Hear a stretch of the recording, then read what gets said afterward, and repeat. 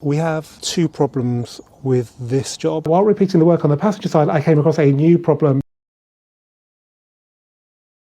Hello and welcome back to the Volks Wizard channel, and welcome to episode 2 of ProjectTT, in which I'll be restoring this somewhat neglected 2005 Mark 1 Audi TT 3.2 V6 Quattro manual. Now in episode 1 I picked the car up from Wiltshire and limped it back home with a number of faults apparent, the most important being no anti-lock braking system and no all-wheel drive. Well, today in episode 2 we're hopefully going to put that right by replacing the rear ABS sensors. And because they've got to come off anyway, we're also going to replace the rear brake discs and pads, all for the princely sum of just £75. Now this Mark 1 TT has a Haldex-based all-wheel drive system that depends upon the ABS sensor's signals to know when traction is lost and therefore when to engage the rear wheel drive. So hopefully it should come back to life when the ABS is in fine fettle, but it's not unknown for the Haldex system to call in sick even when everything else is perfectly fine. So I'll be keeping my fingers crossed it does come back to life when we test the car in snow at the end of this video. But before we get started, let me just remind you guys how to support the channel. The easiest way as ever is simply to subscribe. We're still getting a lot of views from non-subscribers, so if you're one of those and you like what you see on this channel, then please do subscribe. If you're an existing subscriber already, then very big thanks for your support, it's much appreciated. Okay, having already loosened the wheel bolts, jack the car up using the factory jacking point and place an axle stand somewhere securely underneath it. I use a suspension arm, then remove the wheel bolts and carefully remove the wheel. We have two problems with this job. Firstly, the spacer has welded itself to the disc and the hub with corrosion. I've sprayed some penetrating lube in there, left it overnight, hopefully it'll come off now.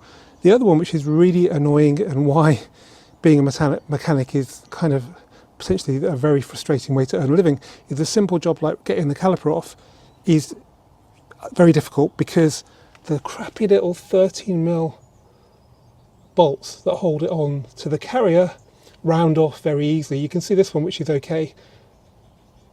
It's already showing erosion. This one down here is really rounded off.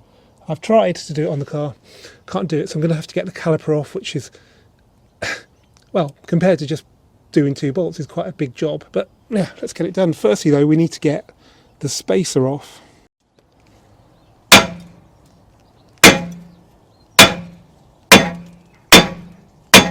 No joy with any of that, so we're going to get the heat gun fired up, see if we can get some heat into the spacer that will cause it to expand and pop off the hub.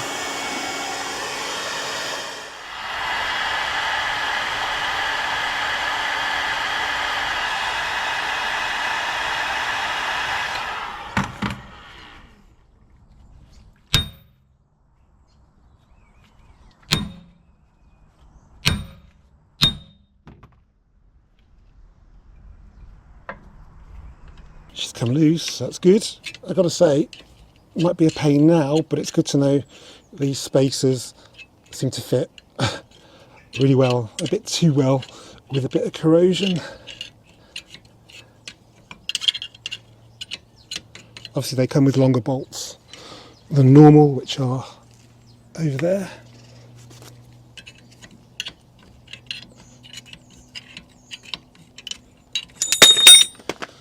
And there we have it. So yeah, a fair bit of corrosion, which could have been stopped by applying a bit of grease when the spacers were fitted.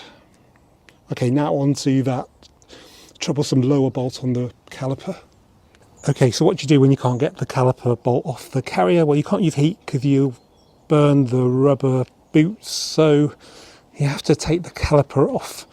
Now, a little tip, a good friend of mine, Mitchell Docker, mobile mechanic who covers the area around where I used to work, is to depress the brake pedal while you're disconnecting anything from the brake system. That stops fluid coming out. You can put a clamp on the hose if you want, but this seems to work better. You've got to bleed it either way when you put it back on anyway, so make sure the bleed nipple will come off, because if that's knackered then you'll never get this caliper back on and get it bled properly. Okay, so to get it off, I've popped the handbrake off the lever but it won't clear because this hose is in the way. So I'm going to undo the brake hose, which is just a 13mm.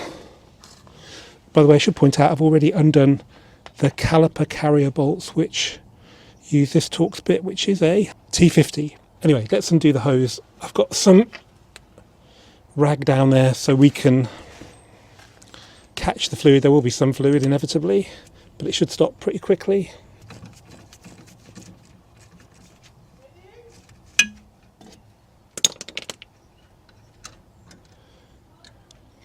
Okay, yeah, fluid flow is not particularly big. So you can see the nipple of the cable is sort of stuck there. Now this is clear, it should pop out just fine.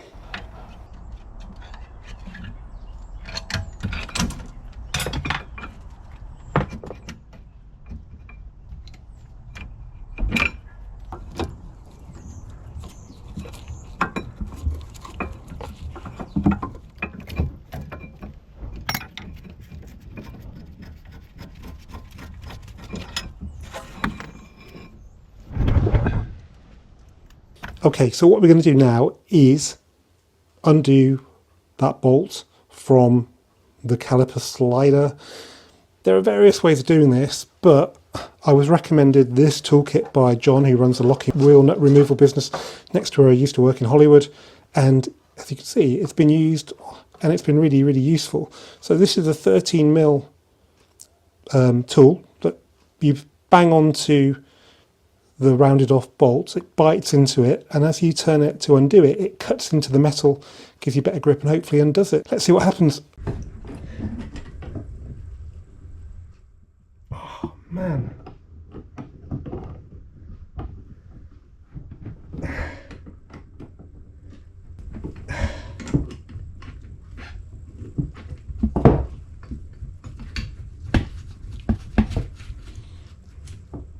Now, driving cars is, of course, enjoyable, but sometimes working on them can be just as enjoyable, especially when you show a rusty old bolt whose boss. Now, some new brake pads would come with these, but these Febby ones, which are cheap, don't. So I should have some spare that are much better condition than this. Yeah, right, now we need to get the disc off and attack the ABS sensor. Okay, so there is the screw that's holding the disc onto the hub. Now, if you just attack it with a screwdriver, you'll probably end up breaking the head off because it's probably seized into the hub. Using this impact screwdriver, which you hit the end of with a hammer and it pushes the end turns at the same time, should prevent that, unless it's really badly seized, which going by the rest of it is quite possible. Anyway, let's see how we get on.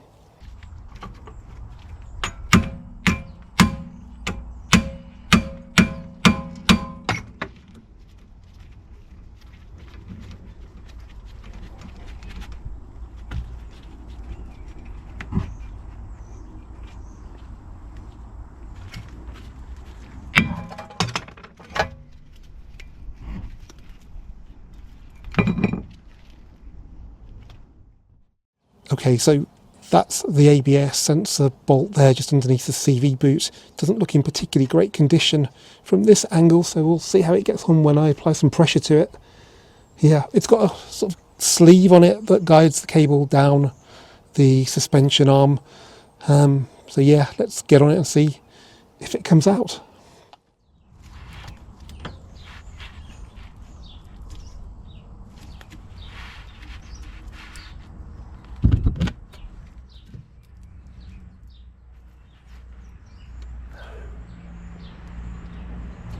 The 5mm rounded off pretty much straight away, so I've switched to a 5mm spline, which has got a bit more meat on it, and I've hammered it into place. And it seems pretty good. So let's see if it turns. Feels like it's... No, it's moving. Initially it feels like it's rounded off, but no, it's good.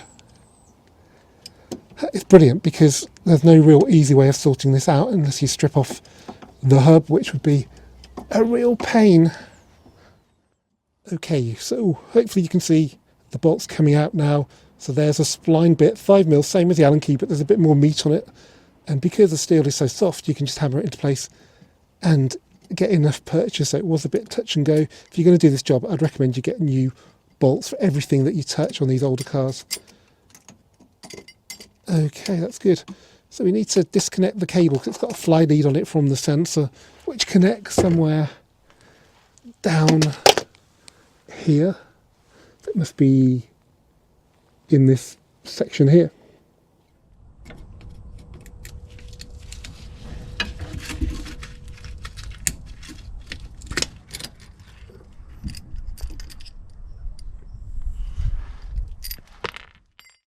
Okay, it's probably something you've never seen before, but you take for granted. So this is the ABS sensor, and it makes contact with this ring and the cutouts tell it whether the wheel is moving or not using a magnetic field. And if it's not moving, i.e. locked up, it engages the ABS system. So we need to push this back through the splash guard, but also back through the hub to come out. Now I'm going to hit it with a hammer here.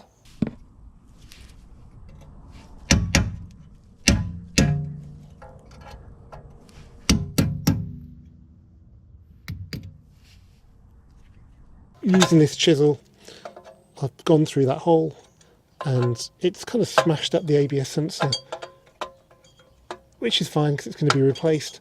What you don't want to damage is the ring or the hub, and it popped out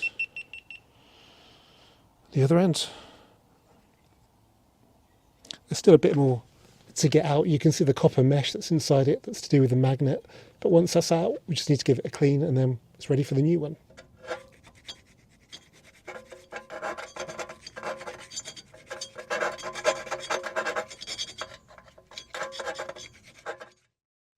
Okay, let's have a quick look at the parts we're going to fit then. So discs, pads and ABS sensor, all from Febby Bilstein, 12 quid. I can't remember the pads, maybe about 10, 15 pounds. They are good. These are the discs, so vented, same on all TTs. I think they're about 30 pounds the pair. Unfortunately, they're not geomet coated, which means when they're manufactured, they get coated with like a matte silver paint finish that protects them when they're fitted on the car. So that means you get corrosion here and here where the pads don't make contact a bit sooner, so they can look a bit secondhand very quickly compared to the geomet coated stuff you buy from the main dealer or from Padgett. I think they're really good value for money and they're perfectly fine for this car. So let's get fitting them, which should be a lot less frustrating than trying to undo rusty components as we have just done. Okay, I've put the caliper back on to the hydraulic connection so that it's not keeping the brake lights on longer than necessary because it'll flatten the battery, so we'll come to that later. What we'll do now is just give everything a good clean.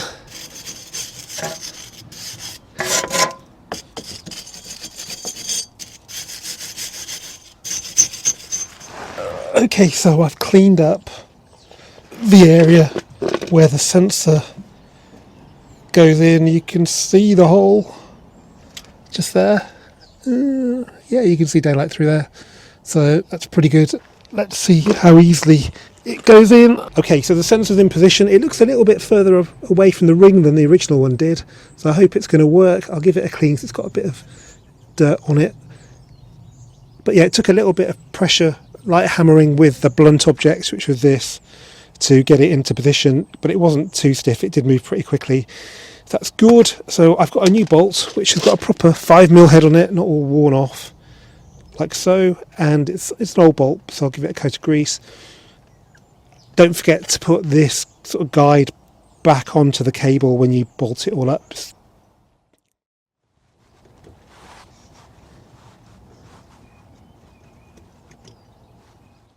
Okay, so that's come out a bit further now it's screwed in, so that's good.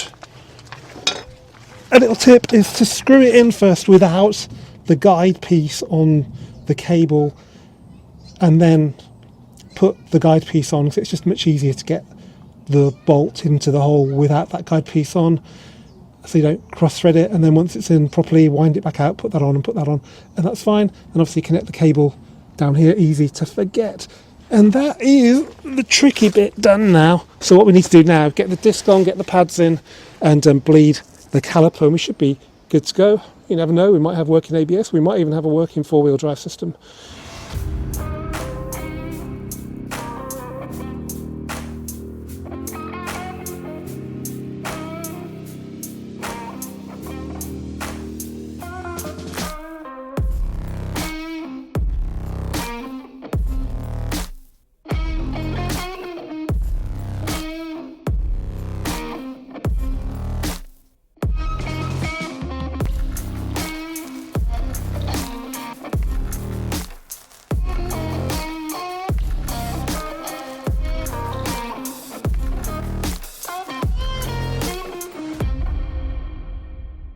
Now, while repeating the work on the passenger side, I came across a new problem. This is a headlamp level sensor. It measures the rear suspension ride height. So if you have a lot of weight in the boot, it dips the headlamp beam so you don't blind oncoming traffic.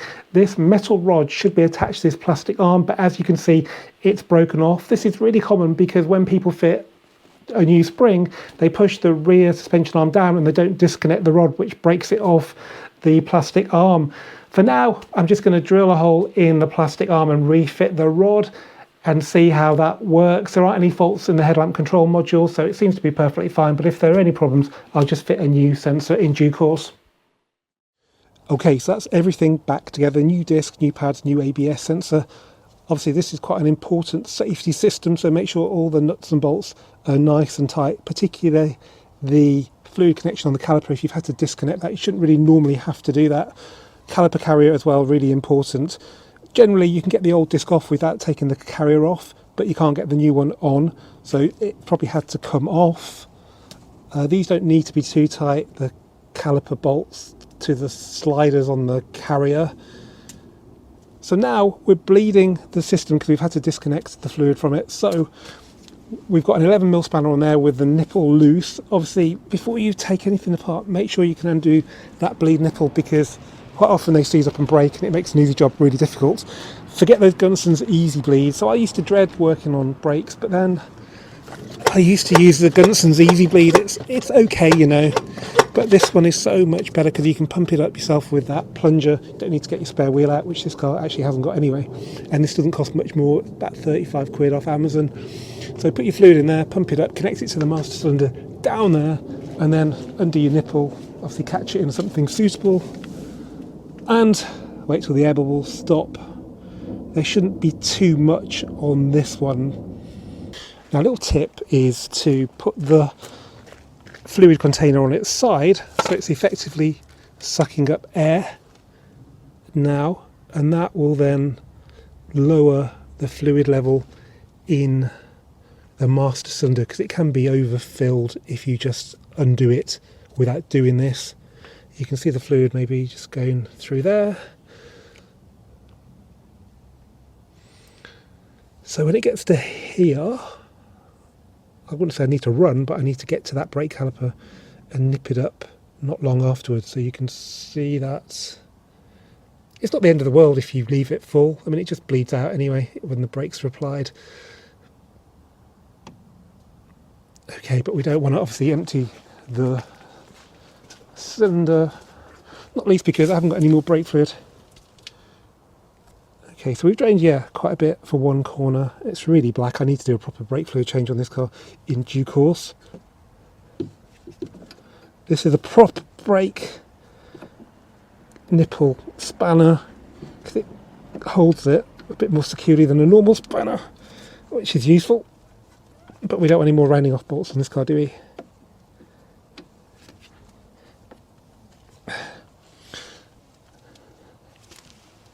Okay, so that's done now. Just need to put the wheel on, put the bloody spacer back on, and go for a drive and see if we've got ABS and maybe even all-wheel drive. And maybe we'll even have some snow today where I can go and test the all-wheel drive, make sure it's working. Actually, before we go for a test drive, it's always a good idea to check what VCDS VAGCOM thinks of our handiwork. So we're going to go into ABS controller. So it's still got the old historical faults.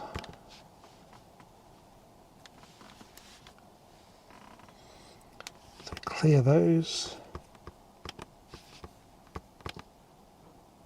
Hurrah! Well, that's a good start. It may change its mind when we start moving. That's better than we've had so far. Actually, let's see if we come out of here. We haven't got any lights on the dash anymore. Yeah, we've got warning lights because the ignition isn't running. Okay, now let's go into AWD. This is the important one. Stroke expensive one, because any other repairs to this might prove costly. No fault found. Okay, brilliant. Before it said, yeah, no chance, mate, you need to go and check the ABS system. Now it says no fault found. Now, it doesn't mean it actually works. It just means electronically there's no problem. You can find loads of issues with this Haldex, such as there not being any oil in it, and that means that the clutch won't engage. So windows are chattering on their own because it needs a door lock mechanism. But yeah, that's a pretty good start. Let's just check engine while we're here. Yeah, well, they're all intermittent, so that's good. Does any of it come back? Not that. Let's check ABS again.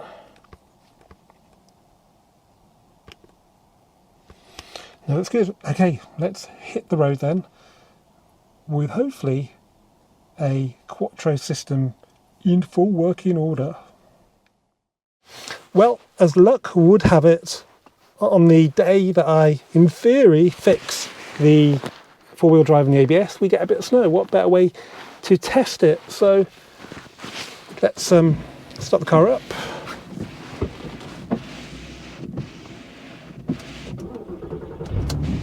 Okay, no lights on the dash as yet. Headlights on.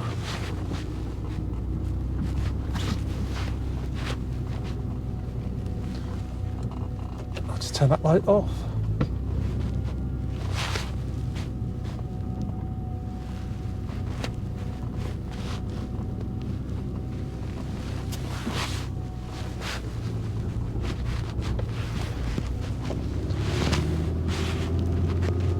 Okay, there's not a lot of snow, but there is going to be enough for us to do our little test.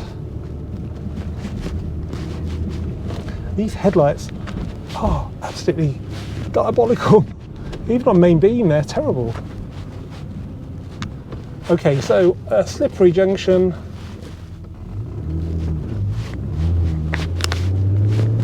Well, it didn't slip much.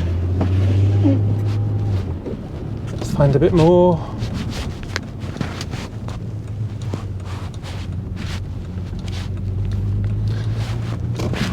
Actually, first let's check the ABS, and there's a fair bit of white down here. Let's just pass this car in case it doesn't work. Okay, onto the brakes. Yeah, that sort of farting noise. It wasn't farting, it was the ABS pump working. So let's try and launch. Yes! That was a bit of ESC interaction then, but we didn't get crazy wheel spin, so that's good. And let's try again now. Yeah, that's good. Bit of slip, that's understandable in these conditions, but we didn't sort of sit there doing a burnout, which is excellent news. Well guys, thanks for watching this Volks Wizard video, the first sort of repair episode on ProjectTT. If you've enjoyed it, please do give it a thumbs up. As ever, please do subscribe, and of course, please comment, let me know what you think, and I'll see you for the next one very soon, which should be the new coolant temperature sensor and the oil change